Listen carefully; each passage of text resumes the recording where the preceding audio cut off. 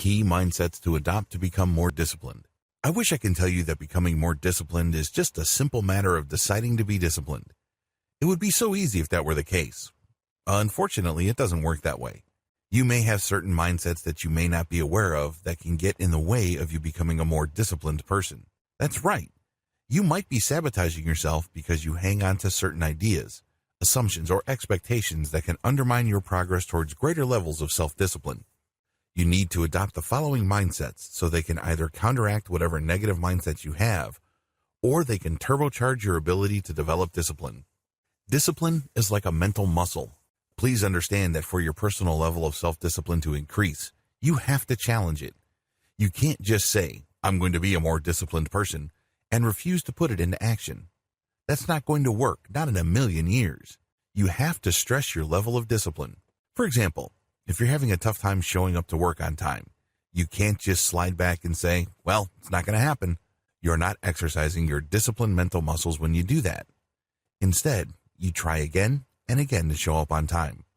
Once you're able to do that, you step it up by trying to show up 5 minutes ahead of time, then 10 minutes, then 15 minutes. The more you stress or put pressure on your ability to act in a disciplined way, the stronger it becomes. The worst thing that you can do is to fail to challenge whatever discipline you already have. The more I run away from difficult things, the weaker my discipline becomes.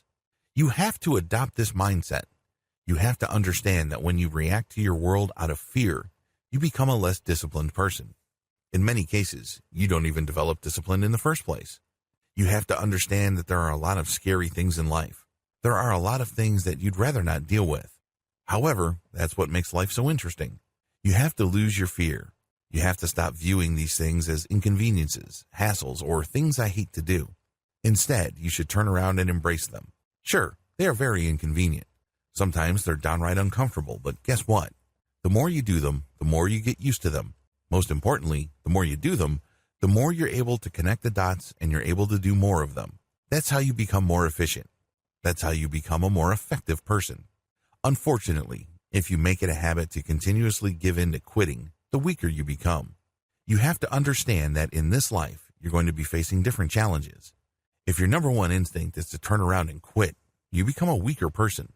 Eventually, don't be surprised if it doesn't take much for you to want to quit. This is why you have to turn things around. You have to make this process go in the other direction. In other words, it would take harder and harsher circumstances for you to take a step back. That's the direction you should go, because when you do that, you increase your levels of discipline, but you also maximize your levels of personal confidence and competence.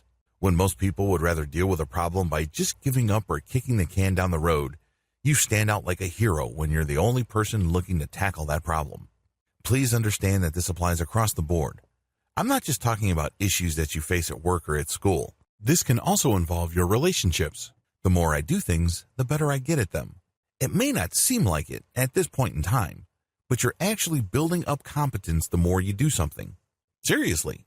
For example, if you make it a habit to walk around your block every single day, I can guarantee you that you're probably seeing different ways to make your daily routine more pleasant. You're probably seeing different details that you can benefit from. Simple repetition gives you all sorts of opportunities to do a better job. Again, this applies across the board. This is due to the fact that the more you do something, the less intimidated you become. Do you remember the first time you rode a bicycle? Chances are you bruised or scraped your knees constantly. After all, you were learning. However, at a certain point, you mastered your bike riding skills, and it will take quite a bit of a hit for you to get thrown off your bike. You probably went through this process without looking at the big picture. It was just something you thought you had to do. Well, assume that same attitude when it comes to the big things in life that are stressing you out. Apply this same attitude to the things that you would rather quit on. Another fact that you can take comfort in is the reality that the more you do something, the more routine it becomes. The reason people fail with certain tasks is because they're intimidated by them. They think that it's going to be too hard, that it will take too much time, or it's just too hard to figure out. However, the more you do something, regardless of how many times you fail, you take a lot of the emotional intimidation out. It becomes familiar, and once it starts to become routine, you start breaking things down, and guess what? You start succeeding more often than your failures. Eventually, you reach a point where you basically get those results that you're looking for time after time. This really all boils down to the ability to connect the dots and see patterns. Unfortunately, you're not going to get there if your number one instinct is to give up. Adopt the mindset of, the more I do things, the better I get at them, and you will become a more competent person in many areas of your life. Competence produces confidence.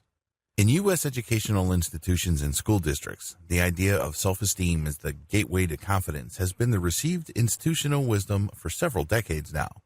The idea is if you make kids feel good about themselves, eventually they will become more competent. Eventually, they will be able to figure things out and achieve. Well, it turns out that it's actually the other way around. According to research studies in the 1990s, when children become competent in something or anything, they become more confident. When they're more confident, they experiment more, and they try harder, and they increase their levels of competence. It turns out that competence produces confidence, which enables people to develop even higher levels of competence. Confidence does not flow from self-esteem.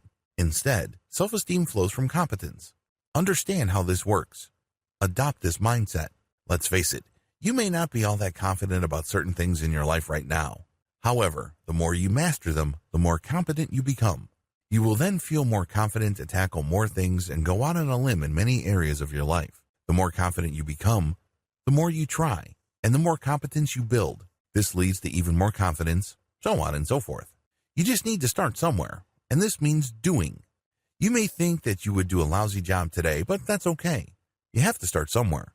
The good news is, as long as you choose to put in the work to become competent, the confidence will follow. Momentum is on my side.